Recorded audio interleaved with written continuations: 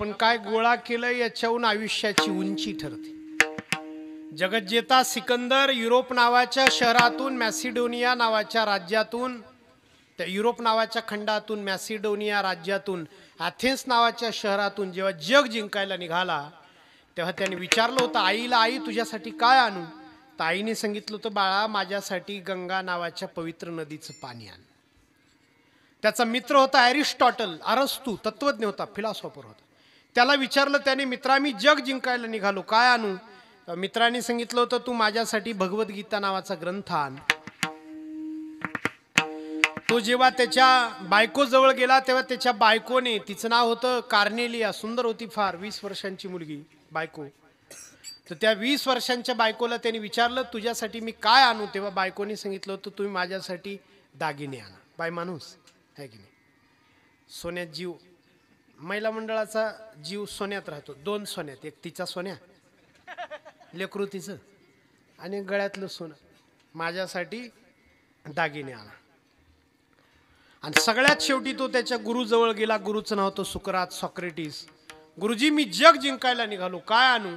तेव्हा गुरुजींनी सांगितलं होतं बाळा तू भारतात जाशील तर तिथे एखादा संत भेटेल तुला, महात्मा भेटेल, साधू भेटेल, थोडा बैस, त्याच्या चरणी डोकं टेकव, त्याला विचार की काय जिंकलं म्हणजे जग जिंकलं, काय जिंकलं म्हणजे जग जिंकलं. सॉक्रेटिसने प्रवास केला आणि त्याचे जीवनाचे शेवटचे वाक्य असे आहेत की मी 40 वर्ष लढलो, मी 40 वर्ष लढून आता मी जेव्हा परत निघालोय, जेव्हा राजधानीत निघालोय, मला कळतंय की मी राजधानीपर्यंत पोहोचणार नाही, मी आजारी पडलोय. पण मला जगाला मला सांगावं वाटतं की मी गंगा नावाच्या पवित्र नदीचं पाणी घेतलं, मित्रासाठी गीता नावाचा पवित्र ग्रंथ घेतला, बायकोसाठी जगातले सर्वोत्तम दागिने घेतले, फक्त संत संग घेतला नाही. एक चूक झाली माझ्याकडून, मी पत्नीचं ऐकलं, मी मित्राचं ऐकलं, मी आईचं ऐकलं, मी गुरुचं ऐकलं नाही आणि संत संग केला नाही. तर मला आता जगाचा निरोप घेताना असं वाटतंय की मी रिकाम्या हाताने चाललो,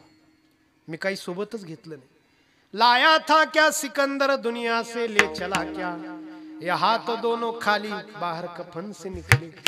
संत या जगासाठी सगळ्यात आवश्यक आहे महाराज, सगळ्यात आवश्यक. संतांनी इतकं अनमोल कुणी नाही, संतांनी इतकं महत्वाचं कुणी नाही, नाही का? काय काय माणसं प्रश्न विचारतात, काय गरज आहे ग्रंथाची, काय गरज आहे संताची, ज्ञानेश्वरी कशाला, गाथा कशाला, विचारतात ना माणसं प्रश्न, डोकं लावतात आपल्याशी. तर आपणही बाबा म्हणतो बाबा नाही तुला वाटत नाही ना गरज, नाही गरज जाऊ दे. आता सगळ्यांशी काही डोकं लावायचं नसतं. काल परवा मी फार चांगली गोष्ट वाचली बरं का. म्हणजे काय झालं, गाढव घरी निघालं होतं. गाढव, तो वाघ भेटला त्याला आणि वाघाने विचारलं गाढवा कुठं निघाला असतं? गाढवाने सांगितलं घरी निघालो. म्हटले कुठं गेला होता? म्हटले नदीच्या काठी चरायला गेलो होतो, हिरवं कोवळं लुसलुशीत पांढरं शुभ्र गवत पोटभर खाल्लं आणि घरी निघालो. त्या वाघाने सांगितलं ते कोवळं बरोबर आहे, लुसलुशीत पण बरोबर आहे, पण हिरवगार म्हण, पांढरं शुभ्र नाही म्हणायचं, गवत हिरवं असतं. त्या गाढवाने सांगितलं मी खाल्लं, मला माहिती आहे, तू कोण मला सांगणारा, तू काही शाकाहारी आहे?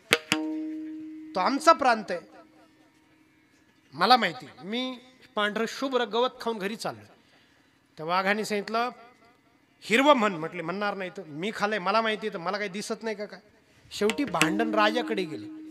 राजाला वाघाने सांगितलं सरकार तुम्ही दोघांचं ऐका, निर्णय द्या, नुसता निर्णय नका देऊ, जो चुकीचा असेल त्याला तुम्ही शिक्षा द्या. गाढवाचं म्हणणं ऐकलं राजाने की गवत पांढरं आहे. वाघाने सांगितलं गवत हिरवा आहे राजे सरकार, द्या बरं तुम्ही निर्णय. त्या राजाने सांगितलं गाढवा तू घरी जा, तू बरोबर आहेस. ते उड्या मारीत घरी गेलं महाराज ते गाढव.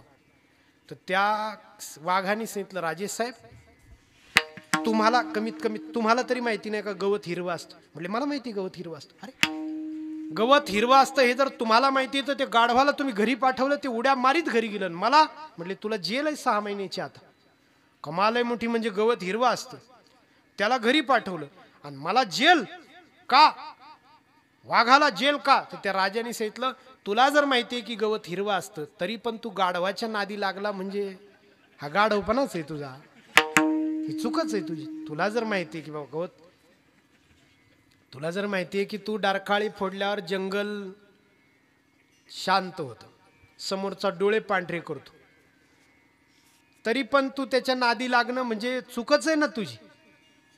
चूकच आहे तुझी. तसं काही माणसं म्हणतात ना, काय संतांची गरज आहे, काय पंथांची गरज आहे. आपण त्यांच्या समोर जरी माघार घे, आपण विचार करतो जाऊ दे, गवत हिरवत हिरवं, कुठे यायचं नादी, पांढरं तर पांढरं, कुठे यायचं नादी लागतं.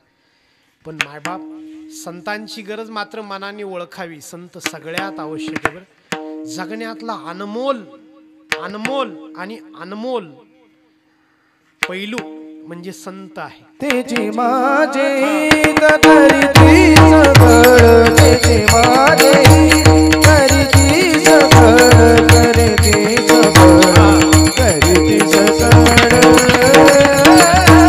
तेची माझे करीती सगळ, तेची माझे करीती सगळ, तेची माझे करीती सगळ, करीती सगळ,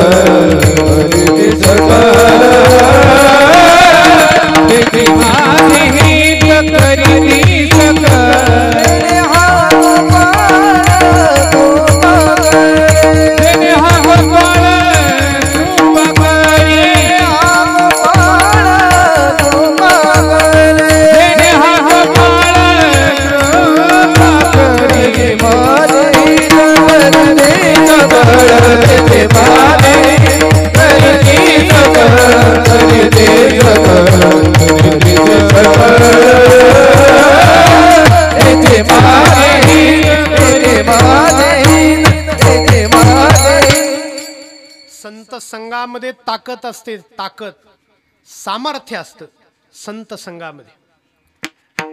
संत संघासहित जीवन म्हणजे पूज्य जीवन आणि संत संघाशिवाय जीवन म्हणजे हलकं जीवन, निकृष्ट जीवन. तुकाराम महाराज म्हणतात की ते भाग्यवान आहेत की ज्यांनी संत संघ मिळवला. भाग्यवंता हेची जोडी परवडी संतांची.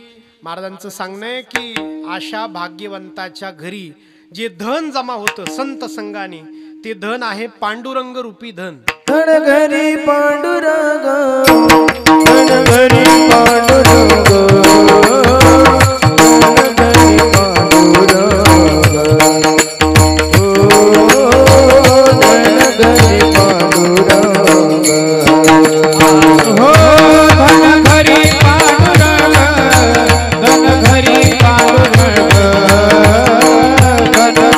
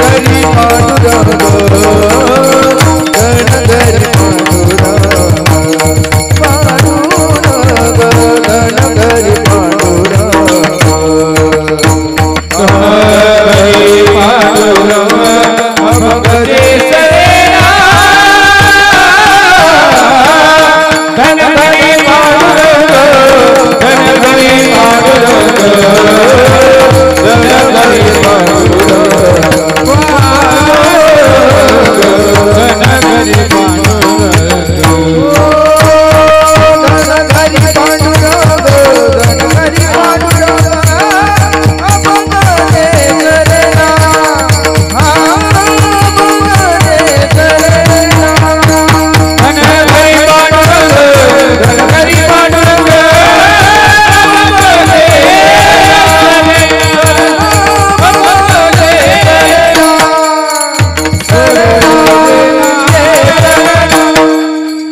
मार्गदर्शक जर संत असतील, परवडी संगत, परवडी शब्दाचा अर्थ आहे संगत, संगत जर संतांची असेल तर घरात पांडुरंग रूपी धन गोळा होईल.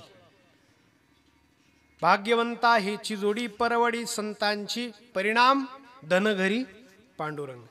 तुमचा मार्गदर्शक कोण आहे याच्याहून तुम्ही काय जमा कराल हे ठरत असतं नाही का.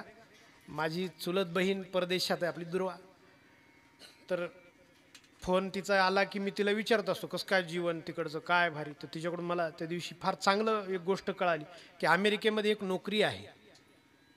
ती नोकरी अशी आहे की ज्येष्ठ माणसाची नोकरी आहे. म्हणजे फॉर्म भरतात परिवार तिकडं की ज्येष्ठ माणूस पाहिजे, एक घरात वृद्ध माणूस पाहिजे. कशासाठी कशासाठी त्याचं काम काय, रागवायचं.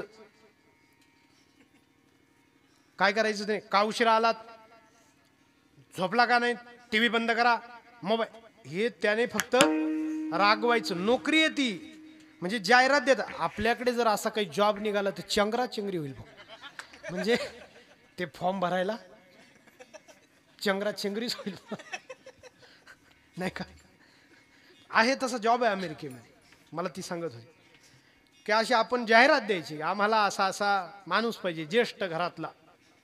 त्याने ते यायचं, त्यानं काहीच काम नाही, त्याने फक्त घरातल्या त्या जोडप्यांना, वृद्ध माणसांची कमतरता आहे तिकडे, मग त्याने त्या घरातल्यांना मार्गदर्शन करायचं की हे आणा ते आणू नका, वेळेवर खा, वेळेवर जेवा, वेळेवर झोपा, मोबाईल कमी पहा, टीव्ही कमी पहा, हे खा, हे त्याने काम कर. तुमचा मार्गदर्शक कोण आहे.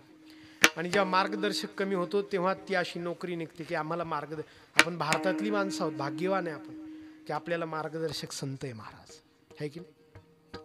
मी कधी कधी विचार करतो आपण गाथा उघडला की तुकाराम महाराजांशी बोलतो, किती भाग्यवान आहे आपण माणसं. आपण ज्ञानेश्वरी उघडली की माऊली आपल्याशी संवाद करतात. महाराज आपल्याला गप्पा मारत बसायला अधिकारच नाही महाराष्ट्राच्या माणसाला. पहा इतके ग्रंथ आपल्याकडे बसताना आपण तासन तास एखाद्या कट्ट्यावर हा असा तो तसा तो तसा तो तसा, अधिकारच नाही आपल्याला. 2 तास उगी हा असा तो तसा, आणि मग शेवटचं वाक्य असतं जाऊ द्या आपल्याला काय करायचं. म्हटलं 2 तास काय चाललं होतं काय माहिती. अधिकार नाही महाराष्ट्राच्या माणसाला गप्पा रिकाम्या निंदा करण्याला. जेव्हा इथं ज्ञानेश्वरी, जेव्हा इथं गाथा, जेव्हा इथं संत आहे, आपल्यापेक्षा ज्येष्ठ आहेत. वेळ संपली. माझी एक दृष्टांत सांगतो तुकाराम महाराजांच्या जीवनातला आहे, फार सुंदर आहे का. आपल्यापेक्षा मोठा कोणीतरी पाहिजे, मार्गदर्शक पाहिजे. छत्रपती शिवाजी महाराजांनी तुकाराम महाराजांना नजराणा पाठवला. ज्यांनी पाठवला ते शिवाजी महाराज, ज्यांच्याकडे पाठवला ते प्रतापराव सेनापती होते, महाराजांची जबाबदारी होती. शेवटी छत्रपतींनी विचार केला की देव सांभाळतो आध्यात्मिक लोकांना. म्हणजे देव सांभाळतो म्हणजे कोण, शेवटी चांगल्या लोकांच्या बुद्धीमध्ये देव प्रेरणा देतो. देव काय स्वतः येऊन काही देणार आहे का, चांगल्या लोकांच्या बुद्धीमध्ये प्रेरणा देतो. मला BA ला एक श्लोक होता चाणक्याचा, संस्कृत विषय होता माझा श्लोक नाही पाठ राहिला पण मला अर्थ चांगला आठवतो. तो चाणक्य म्हणतो, मायबाप तुम्ही 3 गोष्टी सांभाळा, सुरुवातीला 3 गोष्टींना तुम्ही जपा, त्या जर मोठ्या झाल्या तर नंतर त्या 3 गोष्टी तुम्हाला आयुष्यभर जपतील. चाणक्य म्हणतो तुम्ही झाड 2 वर्ष जपा, एकदा ते मोठं झालं की तुम्हाला आयुष्यभर उन्हात राहू देणार नाही. चाणक्य म्हणतो गाय तुम्ही 2 वर्ष जपा, एकदा ती दुबती झाली की कधीच तुम्हाला उपवाशी झोपू देणार नाही. आणि चाणक्य म्हणतो तुम्ही धर्म जपा, एकदा तो धर्म मोठा झाला की कधीच तुम्हाला अधर्माच्या रस्त्याला जाऊ देणार नाही. विठ्ठल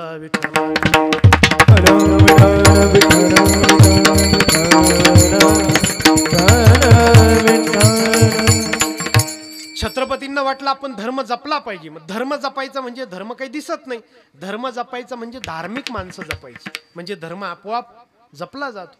म्हणजे मग तुकाराम महाराजांना जपलं पाहिजे, त्यांचं दारिद्र्य आपण दूर केलं पाहिजे. आणि प्रतापराव सेनापतींकडे छत्रपतींनी तो नजराणा पाठवला. प्रतापराव आले आणि तुकाराम महाराजांनी तो नजराणा घेतला नाही. काय दिला ठेवा आम्हा विठ्ठलची भावा, एरं तुमचे बीत धन आम्ही तिने सुखी, मना विठ्ठल विठ्ठल मुखे, एरं तुमचे बीत धन. तुकाराम महाराजांनी सांगितलं मला याच्यात रस नाही महाराज. प्रतापराव तुम्ही आणलाय नजराणा, तुमच्या शिवाजी महाराजांना खूप धन्यवाद द्या, तुम्हाला खूप धन्यवाद की तुम्ही धर्माला जपता, पण मला याची गरज नाही. ज्याला गरज आहे अशा मठात, अशा एखाद्या आश्रमात तुम्ही हे नेऊन द्या, मला गरज नाही, मी प्रापंचिक माणूस, मी संसारिक माणूस. ते प्रतापराव आले पण त्यांना मोठी पंचायत झाली. तिकडून शिवाजी महाराज म्हणायचे नेऊन द्या आणि इकडून हे म्हणायचे मी घेणार नाही. ती मधल्यामध्ये त्यांची पंचायत झाली त्या प्रतापरावांची की करायचं काय. त्यांनी डोकं चालवलं. त्यांनी काय केलं, लोहगावला तुकाराम महाराजांचं कीर्तन आहे हे कळालं त्यांना. त्यांनी नारळ आणला त्या प्रतापरावांनी, चरित्रात आहे महाराजांच्या, तुकाराम महाराजांच्या. नारळ आणला त्यांनी, नारळ मधोमध कापला, आतला मगज गर काढला, खोबरं काढलं, त्याच्यात हिरे भरले, हिरे तो चिकटवला नारळ, त्याच्यावर त्या शेंड्या चिकटवल्या. आणि संध्याकाळी लोहगावला गेले प्रतापराव कीर्तनाला. लोहगाव तुकाराम महाराजांच्या मामाचं गाव. सगळ्यात जास्त महाराजांची कीर्तनं लोहगावला झाली. कनकाई लोहगावची होती, तुकाराम महाराजांची आई. लोहगावला शेणाने सारवलेलं पांडुरंगाचं मंदिर, कीर्तन संपलं, प्रतापराव समोर आले आणि म्हटले हे शिवाजी महाराजांनी नारळ पाठवलंय महाराज. तर तुकाराम महाराजांना वाटलं काल आपण नजराणा घेतला नाही, आज श्रीफल घ्यायला हरकत काय, नारळ तर देतात. तो श्रीफल घेतलं महाराजांनी. प्रतापराव निघून गेले. महाराजांनी ते नारळ घेतलं आणि कोंडोबा लोहकरे नावाचे त्यांचे टाळकरी होते, 14 टाळकऱ्यांपैकी. त्यांना सांगितलं बाहेरून दगड आणा. तो दगड आणला. म्हटलं हे नारळ फोडा, टाळकऱ्यांना वाटा. म्हणजे आता तेव्हा काही चहा नव्हता ना, की चहा पाणी घेतल्याशिवाय भजनी मंडळाने जाऊ नये, ही तर काही व्यवस्था नव्हती. मग बा कमीत कमी एक नारळ, कमीत कमी थोडं खोबरं खाऊन जा. तो नारळ त्या दगडावर आपटला. ते कोंडोबा लोहकरे होते आणि त्याची 2 शकलं झाली आणि ते हिरे जमिनीवर पसरले. महाराजांच्या डोळ्यात पाणी आलं. त्यांच्या लक्षात आलं दोष माझा नाही, मी घेणार नाही म्हटलं, तू माझी प्रतिज्ञा आहे. दोष प्रतापरावांचा नाही. त्यांना वाटलं दिलं पाहिजे कारण महाराजांची आज्ञा आहे. दोष शिवाजी महाराजांचा नाही. त्यांना वाटलं की आपल्या राज्यामध्ये धर्म देखना दिसावा. पण मग माझा नियम तुटला. मी हिरे घेतले, मी पैसा घेतला या हातांनी, काय करावं काय करावं. डोळ्यातून गळगळ अश्रू व्हायला लागले. पंचाला नाही वापरणार. तिथंच झोपले महाराज, त्याच पांडुरंगाच्या मंदिरात. सकाळ झाली आणि माऊलींची, ज्ञानेश्वर महाराजांची माफी मागायला आळंदीला आले. ते हिरे समाधी समोर ठेवले, समाधीवर डोकं टेकवलं आणि फार रडले महाराज. ढसा रडले की आयुष्यामध्ये कोणाच्या पैशाला हात नाही लावला मी, आणि इतके हिरे काल माझ्याकडून घेतले गेले नकळत नकळत, इच्छा नसताना. दोष घडला, चूक घडली म्हणून महाराज रडतायत. मान वर केली तर वरतून एक पाण्याचा थेंब महाराजांच्या डोक्यावर पडला. मंदिर गळत होतं. ज्ञानेश्वर महाराजांचं मंदिर गळत होतं. तुकाराम महाराजांना वाटलं की मला देवाने आज्ञा दिली, हे गळणारं मंदिर बांधून काढ, हे पैसे प्रपंचाला वापरू नको. पाथरवट बोलावले. काय म्हणतात दगड घडवणाऱ्यांना? पाथरवटच म्हणतात. त्या पाथरवटांना सांगितलं तुम्ही तुमचे पाहुणे रावळे बाहेरचे बोलून घ्या, छानपैकी समाधीवर मंदिर बांधायचंय. आणि तुकाराम महाराजांनी ज्ञानेश्वर महाराजांच्या समाधीवर छानपैकी मंदिर बांधून काढलं. आजही तसंच आहे महाराज. आत्ता जी आपण ज्ञानेश्वर महाराजांच्या समाधीवर डोकं टेकवतो आणि वरती पाहतो, जे दगडी बांधकाम दिसतं तुम्हाला, त्याचं बांधकाम कोणी केलंय? तुकाराम. तिथं पाटी आहे की या मंदिराचं बांधकाम संत श्रेष्ठ जगद्गुरू तुकाराम महाराजांनी केलंय. त्याला पुरावा काय तर प्रेसिडेन्सी गॅझेट, इंग्रजांच्या काळातलं गॅझेट. गॅझेटला विरोध केला तर 9 वर्षाची शिक्षा होते. कायदा आहे भारताचा. गॅझेट म्हणजे सरकारचा सगळ्यात ऑथेंटिक कागद. विठ्ठल विठ्ठल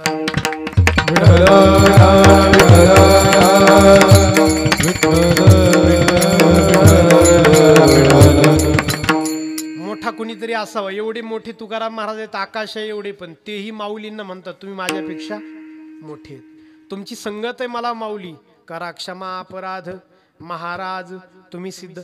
परिणाम असा झाला, एवढ्या मोठ्या तुकाराम महाराजांनी माऊलींची संगत केली. तर आज आपण 400 वर्ष झाले तुकाराम महाराजांना आठवतोय. ज्ञानेश्वर महाराजांनी निवृत्तीनाथ महाराजांची संगत केली. ज्ञानेश्वर महाराजांना 750 750 वर्ष झाली. आजही ते आपल्या आठवणीत.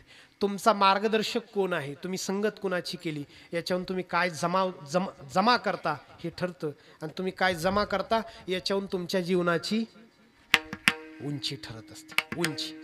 धन घरी पांडुरंग अभंग जे सरेना. एक 15 वर्ष आमदार असलेल्या माणसाला मी भेटायला गेलो. आमचे नातेवाईक होते, माझी ऊर्जा राज्यमंत्री होते. मी भेटायला गेलो त्यांना नाशिकला. कोणीच नव्हतं घरातली. स्वयंपाकीन बाईने डाळ भात तयार केला होता आणि पलंगाखाली ठेवला होता. मी तो काढला, कालवला डाळ भात आणि त्यांच्या मुखात घालायला सुरुवात केली. तो माणूस 20 मिनिटं जेवत होता आणि 20 मिनिटं रडत होता. डोळ्यातले अश्रू त्या डाळ भातात पडायचे. मी तो डाळ भात खाऊ घालायचो. मी एक वाक्य तयार केले त्यासाठी बरं का.